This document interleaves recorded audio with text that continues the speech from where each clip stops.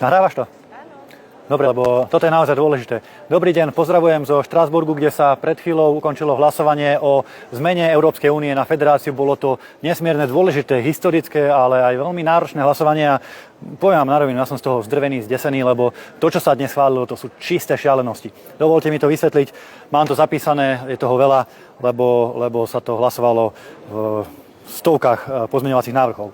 Prvým hlavným bodom je, že Europarlament schválil návrh uznesenia zámeru transformovať Európsku úniu na vojenskú úniu bez práva veta pre jednotlivé členské štáty. Doslova na federáciu, kde jednotlivé členské štáty nebudú môcť vetovať a všetko sa bude môcť v Európskej rade schvaľovať len kvalifikovanou väčšinou. To znamená, že o všetkom rozhodnú de facto vládne strany v najväčších, najsilnejších európskych štátoch.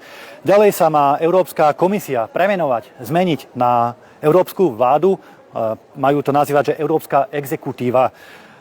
Európska únia má získať a mať oficiálneho prezidenta a vedenie Európskej únie si má samo možnosť vyberať jednotlivých európskych komisárov alebo exekútorov, alebo ako sa to bude nazývať, proste ministrov, ktorí budú zodpovední za jednotlivé rezorty. Má sa, ako som spomínal, zrušiť právo veta v rámci najdôležitejších politik. Imigračnej politiky, zahraničnej politiky a daňovej politiky. To znamená, aby sa odtiaľto určovalo všetko, čo na Slovensku bude platiť.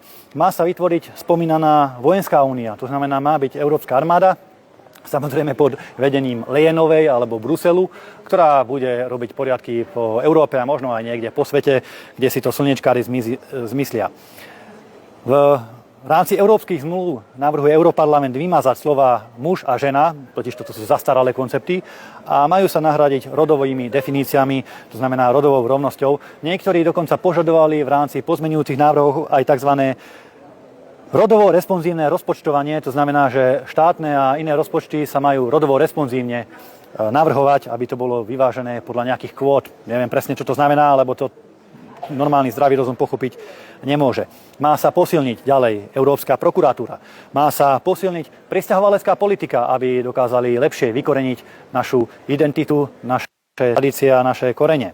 Má sa ovládnuť alebo premiestniť kompetencia rozhodovať o zdravotníctve do Bruselu, Európskej komisii, alebo teda Európskej ponovom exekutíve, ktorá bude lepšie rozhodovať o zdravotníctve a my predpokladáme, že bude rozhodovať tak, ako rozhodovali počas pandémie. To znamená, že budú zneužívať strach ľudí o zdravie, o život na to, aby dokázali lepšie ovládať masy. Európska únia má získať takisto aj kompetencie a kontrolu nad oblasťou vzdelávania, nad vysokým a ostatným školstvom, aby jednoducho mohli vymývať mozgy deťom, mládeži, študentom so svojou zvrátenou, dúhovou a gender ideológiou. Hlasovanie o tomto zámere transformovať úniu na v podstate novodobú federáciu bolo veľmi tesné a hlasovalo za tento návrh dnes po obede 291 poslancov a 274 bolo proti. To znamená, že prešlo to na europarlamentné pomery len veľmi tesne, iba o 17 hlasov, čo je naozaj že v týchto pomeroch o vlások. Zo Slovenska za túto zvrátenú správu alebo tento návrh hlasovali sa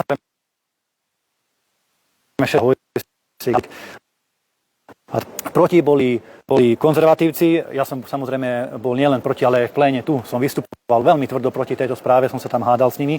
A čo ma ale sklamalo a som z toho znechutený naozaj je, že na hlasovanie neprišli. Hlasovaní o tomto bode, nie že neprišli, oni ušli a zmizli z pléna. Hlasovania sa nezúčastnili poslanec Polák a Smeráci.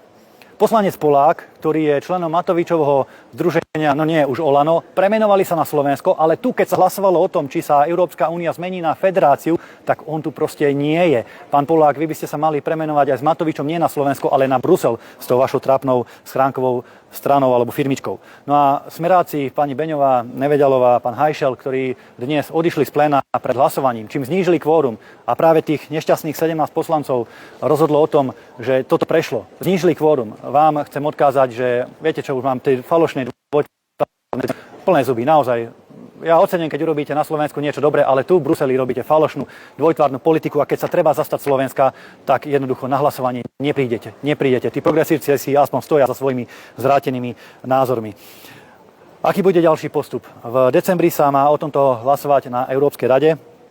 Podľa protokolu alebo postupov by to malo byť prednesené na Európsky tzv. Konvent, kde by sa lídri európskych štátov, premiéri alebo prezidenti jednotlivých štátov mali k tomu vyjadriť a mali by dohodnúť teda finálne znenie zmluv a ďalší postup, že akým spôsobom sa tieto zmluvy zmenia a Európa sa transformuje alebo netransformuje, uvidíme, na nejakú federáciu. Ja pevne verím, že sa to zastaví a naši premiéri a prezidenti z európskych štátov budú mať dostatok rozumu. Pokiaľ ja budem europoslancom, tak nikdy nebudem hlasovať za obmedzenie právomoci a suverenity mojej vlasti a občanov Slovenskej republiky a vždy budeme stať proti takým, akí ste vy, ktorí chcete obmedziť demokraciu a rozhodovanie jednotlivých členských štátov.